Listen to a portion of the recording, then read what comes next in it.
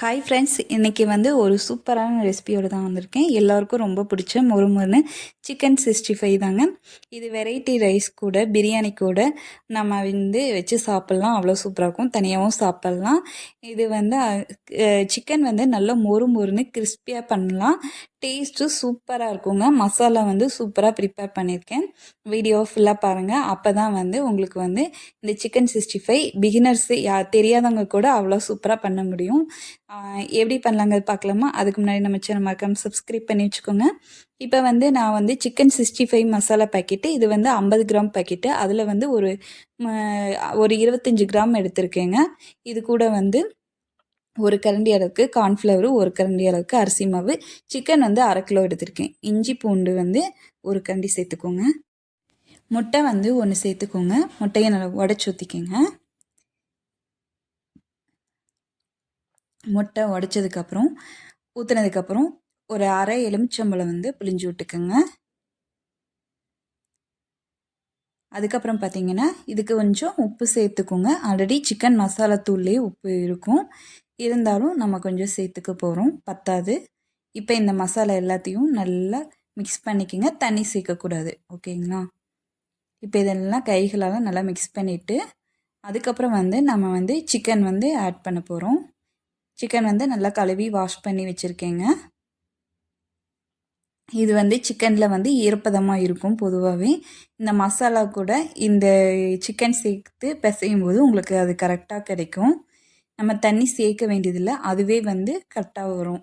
நம்ம பொரிக்கிறதுக்கு நல்லா கிறிஸ்பியாக கிடைக்கும், வதவதன்னு இருக்காதுங்க. நம்ம இது ஒரு அரை மணி நேரம் நல்லா ஊற விட்டுறணும், ரெஸ்ட் எடுக்க விட்டுறணும். அப்போ தான் இந்த மசாலாலாம் இந்த சிக்கனில் நல்லா இறங்குங்க. லாஸ்ட்டாக நான் கொஞ்சம் ஒரு 2 டேபிள் ஸ்பூன் அளவுக்கு தேங்காய் எண்ணெய் சேர்த்துருக்கேன். தேங்காய் எண்ணெய் நல்லா ஃப்ளேவராக இருக்கும். நம்ம அதை சேர்க்கும்போது அந்த தேங்காய் எண்ணெய் ஃப்ளேவர் இது ஆப்ஷனல் தான். உங்களுக்கு தேவைன்னா சேர்த்துக்கோங்க, இல்லைன்னா நீங்கள் இந்த மசாலாவை அப்படியே போட்டுக்கலாம், ஒன்றும் பிரச்சனை இல்லை. ஒரு அரை மணி நேரம் நல்லா ஊற விட்டுருங்க, நல்லா ரெஸ்ட்டு விட்டுட்டு இந்த மசாலாவை அப்படியே அதுக்கப்புறம் ஒரு அரை மணி நேரம் சென்று இப்போ அரை மணி நேரம் ஆயிடுச்சு. இப்போ பார்த்தீங்கன்னா நல்லா எண்ணெய் சூடாக இருக்கும்போது இதை அப்படியே போட்டுருங்க.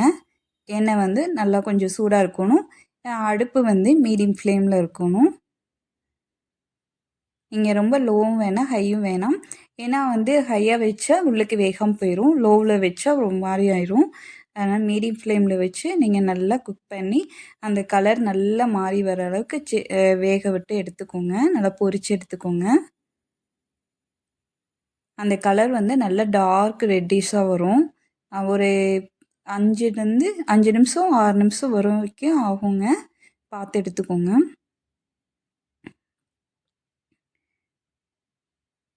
இப்போ நல்லாவே பாருங்கள், நல்ல கலர் மாறிடுச்சு.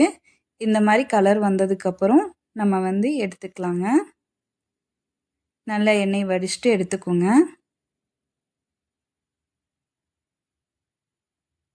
இப்போ நம்ம வேற ஒரு பாத்திரத்தில் போட்டுக்கலாங்க.